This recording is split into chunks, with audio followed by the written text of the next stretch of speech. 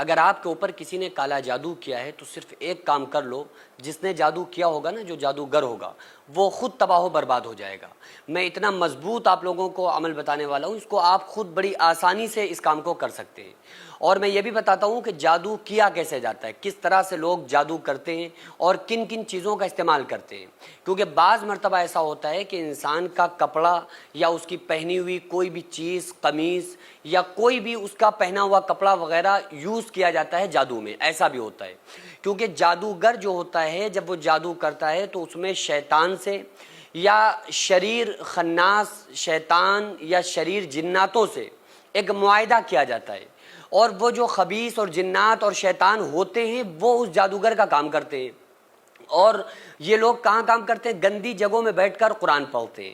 گندی جگہوں پر بیٹھ کر ان کے لیے قرآن کا پڑھنا یا جو بھی صورتیں چیزیں یاد ہوں، ان کے لیے کمپلسری ہے کہ یہ ان آیات کو ضرور پڑھیں گے۔ اور جو شیطان ہوتا ہے وہ ان سے غلط سارے کام کرواتا ہے۔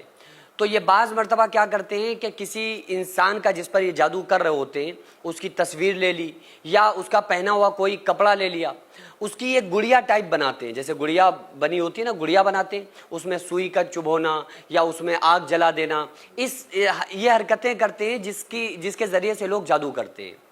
اچھا، جب کسی پر جادو ہو جاتا ہے تو اس کی نشانیاں کیا کیا ہیں، علامات کیا ہیں، ان کا جاننا سمجھنا بہت ضروری ہے۔ کیونکہ آج کے دور میں بہت سارے لوگ اپنے ذہنی طور پر بہت زیادہ کنفیوز رہتے ہیں، کیونکہ بہت سارے ایسے لوگ ہوتے ہیں جنہیں جادو نہیں ہوتا ہے، انہیں جادو نہیں ہوتا ہے لیکن پھر بھی انہیں لگ رہا ہوتا ہے کہ ہمارے اوپر کسی نے جادو کرا دیا۔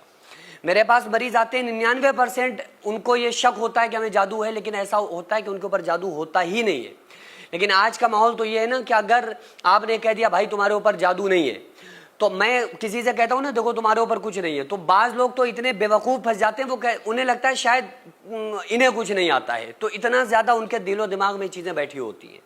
تو اس لیے پہلے آپ صحیح سے سمجھ لیں کہ واقعی جادو ہے یا نہیں ہے، کیونکہ جادو جب کسی کے اوپر ہوتا ہے تو کچھ ایسی نشانیاں اس کے اندر ظاہر ہوتی ہیں جس سے یہ جب پتہ چلے گا کہ جادو کیا ہے، اگر یہ نشانیاں آپ کے اندر پائی جائیں، یہ نشانیاں نہیں ہیں تو پھر آپ ٹینشن ختم کر دو، آپ دل و دماغ سے نکال دو کہ کسی نے جادو کیا ہے۔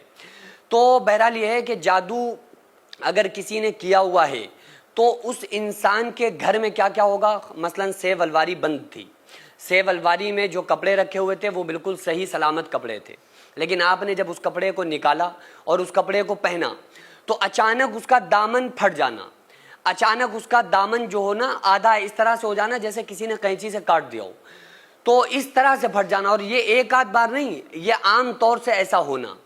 دوسری نشانی کیا ہوتی ہے کہ گھر میں بلڈ آنا، خون آنا، اور یاد رکھیں یہ خون بعض مرتبہ ایسا بھی ہوتا ہے نا کہ بلی نے چوہا پکڑا، اب وہ لے کے جا رہی تھی، وہ خون ٹپک گیا تو ہم یہ سمجھنے لگے کہ یار شاید کسی نے جادو کرا دیا، تو ایسا نہیں ہے۔ ایسی جگہ پہ خون پایا جانا جہاں کسی بلی چوہے وغیرہ پہنچنے کا کوئی سبب نہ ہو، مثلاً کسی بالکل آپ کے بگس کے اندر، سیب الواری کے اندر، یا ایسی جگہوں پر آپ کے اکثر خون آ جانا، اکثر خون کے دھبے ہو جانا۔ اور بعض مرتبہ ایسا ہوتا ہے کہ انسان نے جو کپڑے پہنے ہوئے تو وہ کپڑے ٹھیک تھے، اس کے خون کے دھبے اچانک اس کے کپڑوں میں آ گئے، خون آ گیا، اس کے بعد اس نے کپڑے اتارے، پھر کپڑے پہنے، پھر اس میں خون آ گیا۔ تو یہ عام طور سے نشانی ہوتی ہے جادو کی۔ اچھا، اس میں جنات کی نشانی کو بھی میں آپ کو بتا دیتا ہوں۔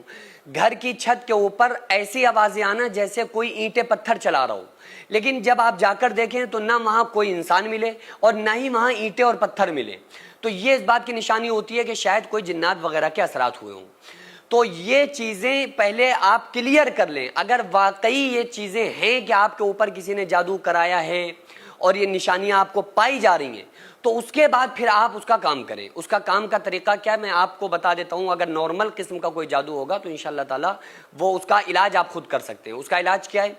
آپ ایک بوتل لے لیں، اس میں صاف ستھرا پانی بھر لیں، اور اس کے بعد اس میں 21 مرتبہ سورہ فلق پڑھنا ہے، 21 مرتبہ سورہ ناس پڑھنا ہے، اور پانی پہ دم کرنا ہے، اور پھر 11 مرتبہ آپ کو آیت الکرسی پڑھنا ہے۔ اور بھی تمام طریقے ہیں لیکن یہ ایک یونیک اور اچھا طریقہ، یہ وہ طریقہ ہے جو عام طور سے لوگوں کو صورتیں یاد ہوتی ہیں۔ پھر 11 مرتبہ آیت الکرسی پڑھ کے اس پانی کے اوپر دم کرنا ہے اور اس پانی کو پینا ہے۔ اور دوسرا کام کیا کرنا ہے کہ ایک گلاب جل لے لیں، گلاب جل کی شیشی میں 21 बार पढ़ना है, इन्नहुम यकीदून कैदा व अकीदु कैदा फमहिलिल काफिरीना अमहिलहुम रुवैदा। ये अम्मा पारे में 30वें पारे में सूरह तारिक की आखिरी 2-3 आयात हैं, इनको पढ़ना है। इन्नहुम यकीदून कैदा व अकीदु कैदा फमहिलिल काफिरीना अमहिलहुम रुवैदा। बेहतर है कि आप इसको 101 मरतबा पढ़ लें। इसको पढ़ के आप गुलाब जल पे दम करें और उसकी दीवारों पर, घर की दीवारों पर आपको छिड़काव करना है गुलाब जल से। अच्छा, वो गुलाब जल जब आप छिड़के ना तो इस बात का ख्याल रखें कि वो ज़मीन में नहीं गिरना चाहिए, वो लेटरिन बाथरूम की दीवार पर नहीं आपको डालना है, क्योंकि आपने पढ़ा हुआ है उसको। तो पाक साफ़ सुथरी दीवारों पर आपको सिरंज वगैरह ले लें, सिरंज से दीवारों पर छिड़काव कर दें। और वो पानी जो मैंने आपको बताया सूरह फलक, सूरह नास और आयतुल कुर्सी का पढ़ा हुआ पानी, उसको आप पीना है 21 दिन से 41 दिन तक।